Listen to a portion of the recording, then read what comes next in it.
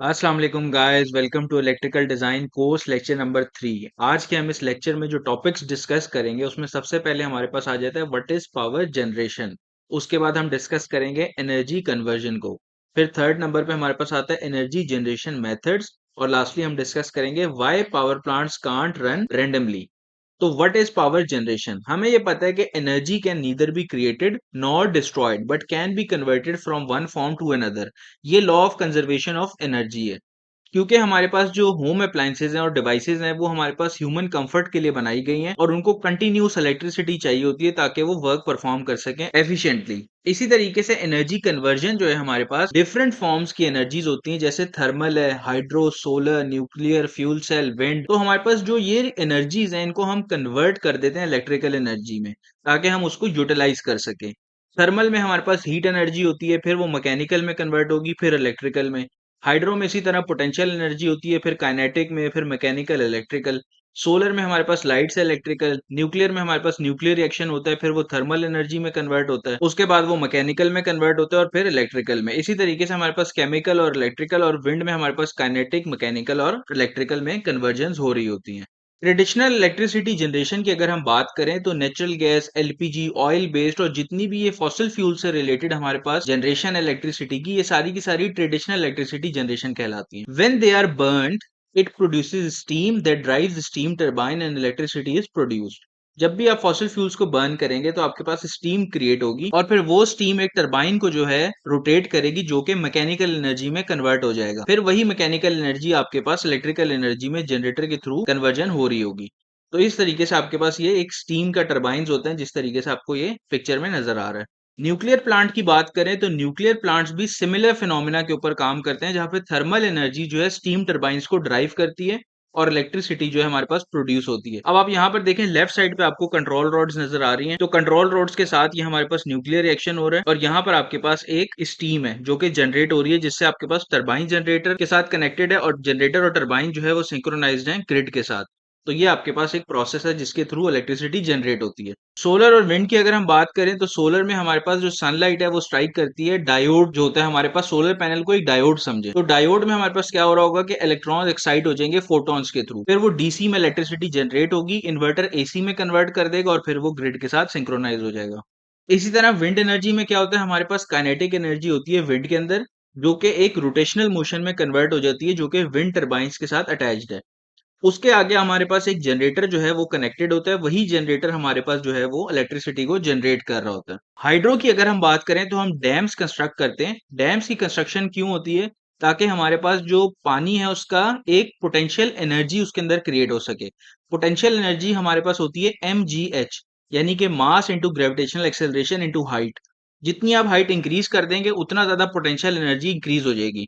फिर जब आप स्पिल वेस को ओपन करते हैं तो पानी का जो प्रेशर है वो बहुत ज़्यादा तेज़ होता है और फिर जो ही जो है वो ड्रॉपलेट्स आपके उसके अंदर वेलोसिटी गेन होगी तो वो काइनेटिक एनर्जी में कन्वर्ट हो जाएगी। फिर यही काइनेटिक एनर्जी मैकेनिकली ड्राइव करती है टरबाइंस को, जो कि जनरेटर के साथ कनेक्टेड है और फिर वो इलेक्ट्रिसिटी को जनरेट करते हैं। बायो एनर्जी की अगर हम बात करें तो हमारे पास दो डिफरेंट एग्जांपल्स हैं। एक हमारे पास जो क्रॉप्स का वेस्ट होता है, या तो हमारे पास जितना भी वेस्ट है उसको हम क्या करते हैं, उसको हम बर्न करते हैं और फिर स्टीम जनरेट करते हैं और स्टीम से फिर स्टीम टरबाइन जनरेट करती है इलेक्ट्रिसिटी को। दूसरा मेथड ये है कि आप जितना भी बायो वेस्ट है उसको किसी एक कंटेनर के अंदर जो है बिल्कुल टाइटली पैक कर दें और उसमें यीस्ट ऐड कर दें ताकि आपके पास डिफरेंट केमिकल से मीथेन रिलीज हो। उससे फिर हम स्टीम टरबाइंस को जो है रोटेट करते हैं, जिससे इलेक्ट्रिसिटी इवेंचुअली जनरेट हो जाती है। तो ये हमारे पास बायो एनर्जी में प्रोसेस हो रहे होते हैं। जियोथर्मल एनर्जी की अगर हम बात करें तो हमारे पास जो वोल्केनिक इरप्शंस होती हैं, जहां पर मैग्मा होता है, मैग्मा के वोल्केनिक इरप्शन से ही थोड़े से उसी रेडियस के अंदर आपके पास कुछ स्टीम के रेजर्वॉयर्स होते हैं,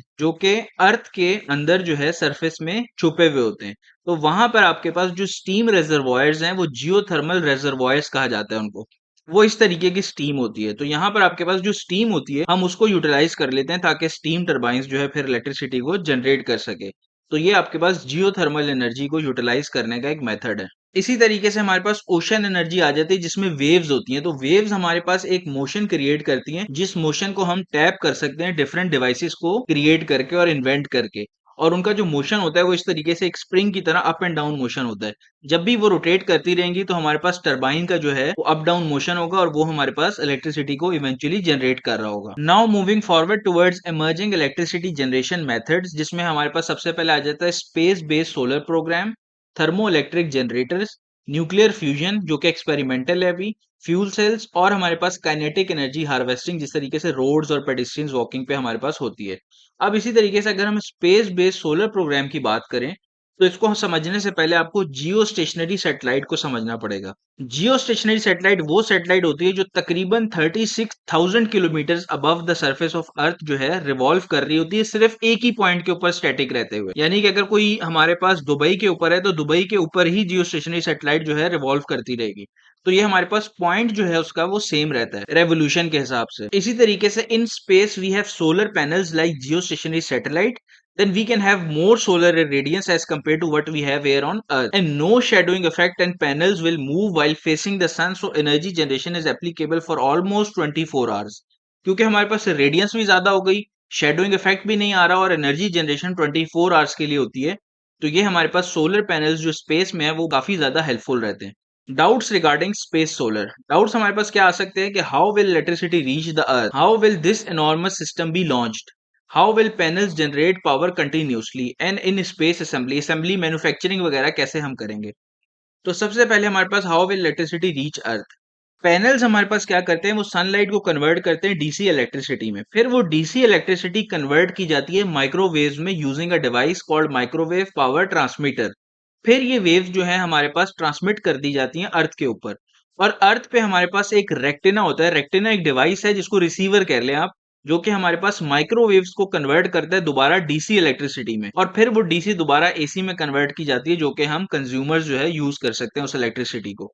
ये इस तरीके का एक प्रोसेस होता है जिसमें आपके पास यहाँ पर देखें ऊपर सोलर पैनल्स हैं और वहां पे नीचे जो पावर बीम आ रही है ये आपके पास माइक्रोवेव्स हैं जिसमें इलेक्ट्रिसिटी माइक्रोवेव में कन्वर्ट कर दी गई है। उसके बाद ग्राउंड रिसीवर है आपके पास रेक्टेना, वो फिर कन्वर्ट करेगा डीसी में, फिर वो एसी में, और फिर आपके पास ग्रिड में फीड कर दी जाएगी। तो इस तरीके से ये हमारे पास सोलर पैनल होते हैं। तो अब सवाल यहाँ पर ये पैदा होता है कि is it safe for humans, birds etcetera. तो answer is it is completely safe for humans and birds, क्योंकि माइक्रोवेव्स जो होते हैं हमारे पास उसमें क्या होता है हमारे पास कि माइक्रोवेव्स की जो पावर डेंसिटी है वो हमारे पास 200 वॉट्स पर मीटर स्क्वायर है। ये लो इंटेंसिटी है as compare to sunlight. Bright sunlight में भी अगर आप खड़े होंगे तो आपके पास जो इंटेंसिटी होगी वो 1000 वॉट्स पर मीटर स्क्वायर है। इसका मतलब है कि आपके पास सन की जो इंटेंसिटी है वो ज्यादा आ रही है बनिस्बत सोलर पैनल के। तो सोलर पैनल की इंटेंसिटी आपके पास 200 वॉट्स पर मीटर स्क्वायर होगी, जो कि हमारे लिए हार्मफुल नहीं है, ह्यूमंस के लिए, बर्ड्स के लिए, एनिमल्स के लिए। तो सनलाइट से हमारे पास 4 टाइम्स लेस इंटेंस होगी जो कि माइक्रोवेव की बीम है।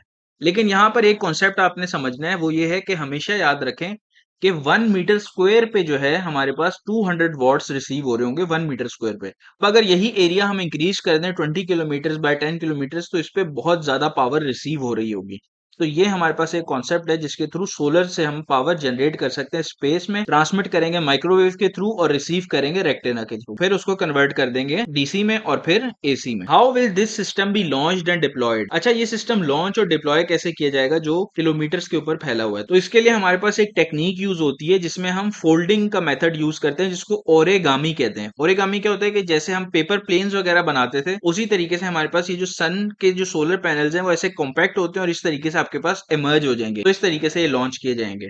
How will panels generate power continuously. Continuously power generate करने के लिए पैनल्स में हमारे पास कंट्रोल सिस्टम जो है वो इंप्लीमेंट होगा, और वहां पर हमारे पास जो कंट्रोल सिस्टम है वो हमेशा पैनल्स को टिल्ट करता रहेगा ताकि वो सन की तरफ जो है फेस करते रहें। इसी तरीके से अब हमारे पास आ जाते हैं thermo electric generators. Thermo electric generators में हमारे पास क्या कॉन्सेप्ट होता है कि हमारे पास हीट अप्लाई की जाती है और एक पोर्शन जो होता है उसमें ज्यादा हीट होती है और दूसरा पोर्शन जो अपोजिट होता है उसमें हमारे पास टेम्परेचर लो होता है, यानी कि वो कोल्ड साइड है। तो एक हमारे पास हॉट साइड है, एक हमारे पास कोल्ड साइड है।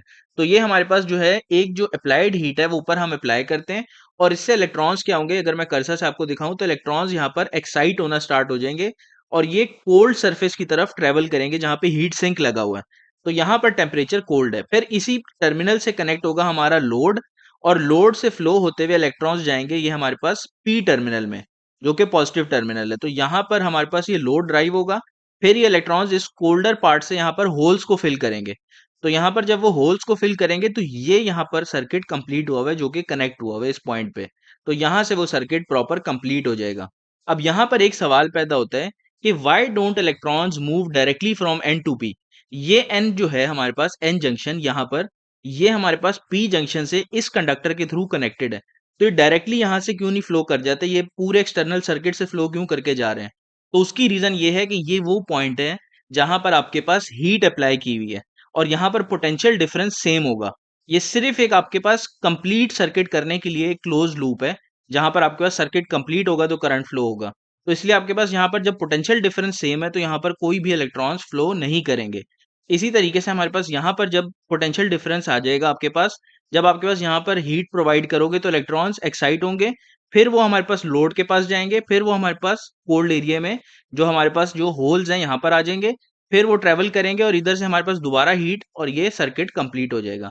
तो इस तरीके से आपके ये थर्मो इलेक्ट्रिक जनरेटर्स काम करते हैं। यही चीज जिसकी वजह से हमने पोटेंशियल डिफरेंस जनरेट किया जो कि हीट डिफरेंस की वजह से आया, इसी को हम सी बैक इफेक्ट कहते हैं। तो ये हमारे पास थर्मो इलेक्ट्रिक जनरेटर्स का फिनोमेना है जो कि सी बैक इफेक्ट के थ्रू वर्क परफॉर्म करता है। सोलर पैनल्स और थर्मो इलेक्ट्रिक जनरेटर्स में क्या फर्क है? तो याद रखें कि थर्मो इलेक्ट्रिक जनरेटर्स जो होते हैं वो हीट एनर्जी को यूज करते हैं इलेक्ट्रॉन्स को एक्साइट करने के लिए और फिर इलेक्ट्रिसिटी को जनरेट करते हैं। सोलर पैनल्स में हमारे पास जो सनलाइट होती है उसको हम यूज कर रहे होते हैं फोटॉन्स को, हीट एनर्जी को यूज नहीं करते। फोटॉन्स जो है वो एक्साइट करते हैं इलेक्ट्रॉन्स को, जो कि क्लोज लूप में फिर सर्किट कंप्लीट होता है तो इलेक्ट्रिक करंट फ्लो करता है उसमें से। न्यूक्लियर फ्यूजन हमारे पास एक एक्सपेरिमेंटल पावर जनरेशन मेथड है। By definition, nuclear fusion is the process where light atomic nuclei combine to form a heavier nucleus, releasing a huge amount of energy। तो ये हमारे पास हीट एनर्जी जो है इससे बहुत ज्यादा रिलीज होती है और फिर यही हीट एनर्जी जो है स्टीम टरबाइन को ड्राइव करेगी, जिसकी वजह से हमारे पास इलेक्ट्रिसिटी अल्टीमेटली प्रोड्यूस हो जाती है। न्यूक्लियर फ्यूजन ज्यादा सेफ है बनिस्बत न्यूक्लियर फिजन के, क्योंकि हमारे पास रेडियो एक्टिव वेस्ट ज्यादा प्रोड्यूस नहीं होता। फ्यूल सेल्स हमारे पास क्या होते हैं कि फ्यूल सेल्स में हमारे पास जो hydrogen, methane, different fuel cells होते हैं उसमें हमारे पास केमिकल एनर्जी कन्वर्ट हो रही होती है इलेक्ट्रिकल एनर्जी में। तो एनोड पे हमारे पास रिएक्शन क्या हो रहा होता है कि हाइड्रोजन ब्रेक हो जाती है प्रोटॉन्स में और इलेक्ट्रॉन्स रिसीव हो जाते हैं उसके एक एक्सटर्नल सर्किट में। तो एक्सटर्नल सर्किट में जो आपके पास इलेक्ट्रॉन्स होंगे वो यहाँ से रिवॉल्व करेंगे और जो इलेक्ट्रोलाइट होगा उसमें ये प्रोटॉन्स ट्रेवल कर सकते हैं, लेकिन इलेक्ट्रॉन्स जो है वो हमेशा एक्सटर्नल सर्किट में कंडक्टर के थ्रू ट्रेवल करेंगे। इसी तरीके से कैथोड पे अगर हम आ जाएं तो कैथोड पे हमारे पास O2 और 4 हाइड्रोजन के जो प्रोटॉन्स है वो हमारे पास यहाँ पर कंबाइन होंगे और 4 इलेक्ट्रॉन्स जो है वो रिसीव होंगे, तो ये वाटर हमारे पास प्रोड्यूस हो जाएगा जो कि फिर यहाँ से हमारे पास बाय प्रोडक्ट बनेगा। इसी तरीके से एक सवाल यहाँ पर ये पैदा होता है कि बैटरी और फ्यूल सेल में क्या फर्क है? तो वन लाइन स्टेटमेंट ये है कि बैटरी जो है स्टोर्ड केमिकल एनर्जी को, जो कि उसके अंदर पहले से स्टोर की हुई है, यानी कि चार्ज करते हैं बैटरीज को, उसको यूटिलाइज करती है इलेक्ट्रिकल एनर्जी में कन्वर्ट करने के लिए। लेकिन फ्यूल सेल में हमें कंटिन्यूसली कोई एनर्जी सोर्स प्रोवाइड करना पड़ता है, जैसे हाइड्रोजन को, मीथेन को या कोई भी चीज जो हमें प्रोवाइड करनी पड़े तो वो हमारे पास फ्यूल सेल कहलाता है। तो ये डिफरेंस है बेसिक बैटरी और फ्यूल सेल में।